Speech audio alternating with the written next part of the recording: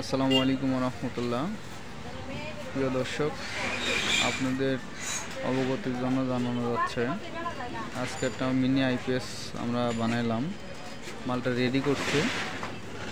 যাই হোক, ভিডিও আরেকটা দেওয়া আছে কিভাবে কি করা লাগে না করা লাগে, আমার চ্যানেলে দেওয়া আছে, যদি কারোর প্রয়োজন হয় দেখে নেন।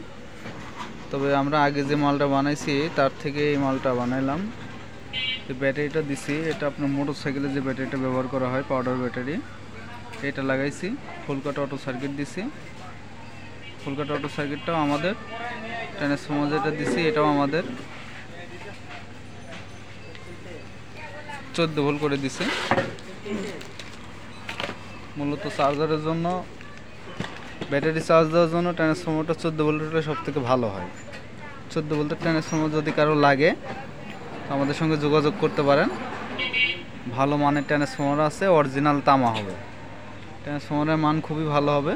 যদি কোনো ভাইয়ের লাগে যোগাযোগ করবেন।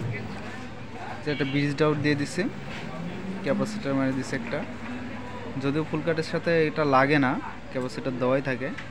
তারপর একটা এক্সট্রা ছোটো ভাই দিয়ে দিছে, তো ঠিক আছে। এই যে ফ্যানটা আছে সঙ্গে। মোটামুটি এগুলো খরচা মোটামুটি অনেক কম। এগুলো মাল যদি মেকারেরা কোনো ভাই বিক্রি করেন তো সেই ক্ষেত্রে মালটা সার্ভিস কিন্তু খুবই ভালো দেয়। মোটরসাইকেলে যে কোনো ব্যাটারি, পানি ব্যাটারি অথবা পাউডার ব্যাটারি ব্যবহার করতে পারেন, দুইটাতেই সার্ভিস খুব ভালো দেয়। এটা কারেন্ট আসলে অটোমেটিক একটা লাইট জ্বলতেছে, দেখতে পাচ্ছেন।